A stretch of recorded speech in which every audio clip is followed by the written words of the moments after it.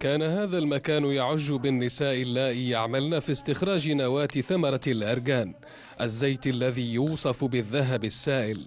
لكن المشهد اختلف بعد تراجع إنتاج الشجرة التي تشتهر بها منطقة أكادير. 7 سنين هذه ديال الجفاف والشجرة ولات،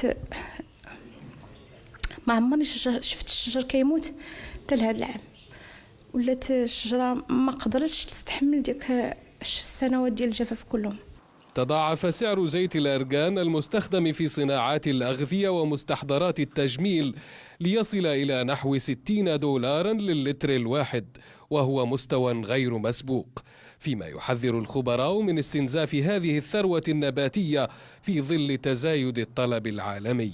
العامل البشري المرتبط بالضغط على الشجرة، سواء على مستوى الجمع الكلي للثمار واحتكارها أو على مستوى الرعي الجائر الذي يعتبر بين العوامل اللي عرفت واحد الامتداد كبير في السنوات الأخيرة. تتحمل شجرة الأرجان حرارة تصل إلى 50 درجة، وتقف هذه المزارع سدا ضد التصحر، لذا تعمل الحكومة على تأهيلها وحمايتها. أولا إعادة تأهيل هذا المجال، 200 ألف هكتار اللي مرات في 2008-2020 عندنا مخطط ديال 200 ألف هكتار زيادة في أفق 2030.